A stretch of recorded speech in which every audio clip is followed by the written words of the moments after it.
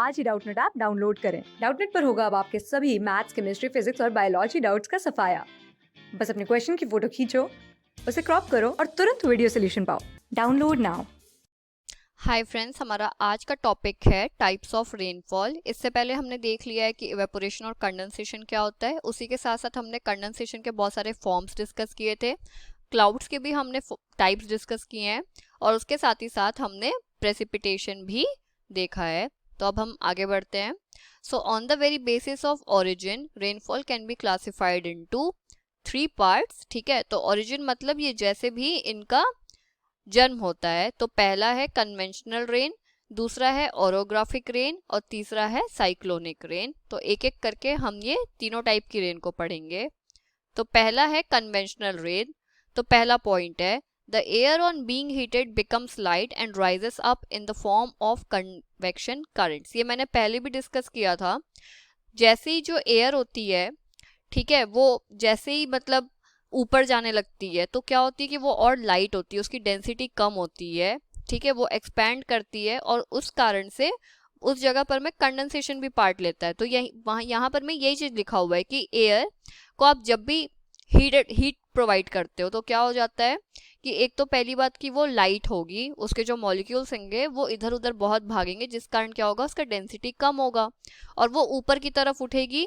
कौन से मैनर में? कन्वेक्शन करंट के मैनर में। अब दूसरा पॉइंट देखते हैं। As it rises it expands and loses heat and consequently condensation takes place and cumulus clouds are formed.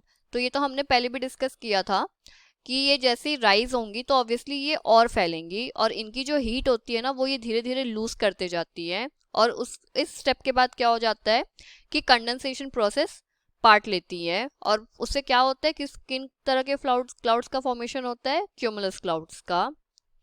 आगे देखेंगे।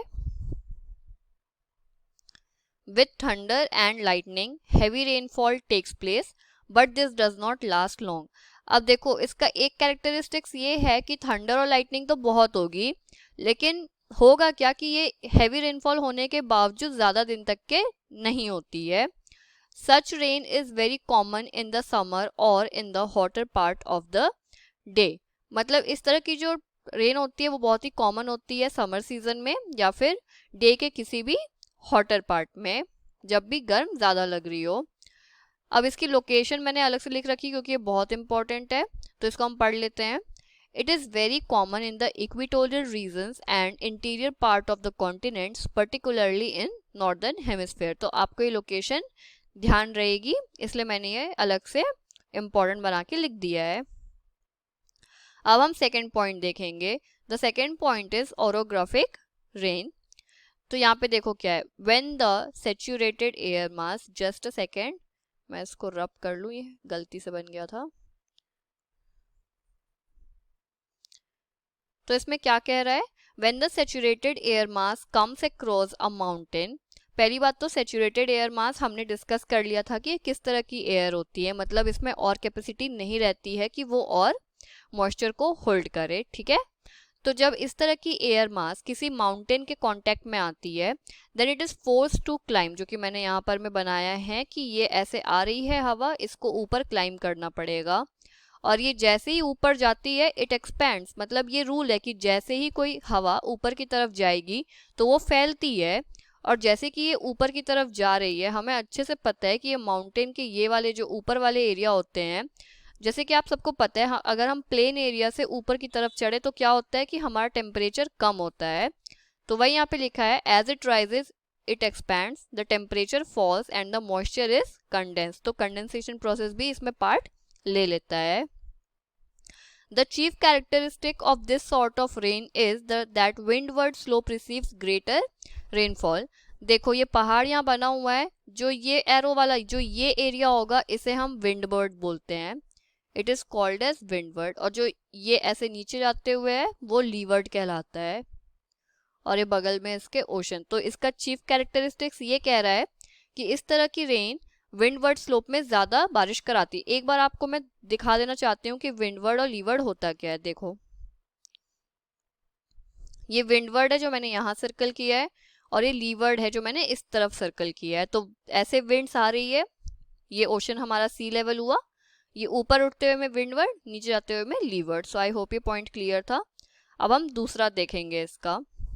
After giving rain on the windward side, अब इसने विंडवर्ड साइड में बहुत बारिश करा दी। When this winds reaches other slope they descend. देखो अब होगा क्या, ये दूसरे साइड पे जा रही है तो ये गिरते हुए जाएगी, मतलब they goes down and temperature rises. अब ये ऊपर से नीचे आ रही है, जब हम नीचे से ऊपर जा रहे थे तो टेम्परेचर बढ़ रहा था, अब जब हम ऊपर से नीचे जा रहे हैं तो क्या होगा, टेम्परेचर इसका बढ़ जाएगा। Their capacity to take moisture increases. देखो जो सेचुरेटेड था ना कि अब वो और नहीं ले पाएगा मॉइस्चर, अब वो वाली कंडीशन हट गई है, अब वो मॉइस्चर को ले सकता है। तो अब वो मॉइस्चर को जब खुद ही लेने लग जाएगा तो फिर वहां पे बारिश कैसे कराएगा। तो हेंस होता क्या है, hence levered side remains rainless and dry. तो मतलब पहाड़ के इस तरफ पर में बारिश है और इस तरफ पर में बिल्कुल भी बारिश नहीं है, it is rainless and dry. ये इंपॉर्टेंट पॉइंट है। The areas situated on the leeward side which gets less rainfall are called as rain shadow area। देखो ये एक तरह से परछाई जैसा ही आपको लगेगा कि मतलब ये वाला एरिया किसका परछाई हो गया, इस वाले एरिया का। तो इधर कोई भी रेनफॉल नहीं है तो इसलिए इस जगह का नाम भी क्या रख दिया गया, rain shadow area. It is also known as relief area. अब हम देखेंगे थर्ड है हमारा साइक्लोनिक रेन। तो इसमें मैंने ये पॉइंट लिख दिया है कि हम इसको ऑलरेडी पढ़ चुके हैं एक्स्ट्रा ट्रॉपिकल साइक्लोन और साइक्लोनिक रेन में, जो कि अर्लियर चैप्टर्स में हमने इस पॉइंट को कवर कर लिया है। सो आई होप वो पॉइंट्स अगर आपको याद नहीं तो आप फिर से उन वीडियोस को देख लोगे। सो आई होप ये सारे पॉइंट्स क्लियर थे। Thank you so much.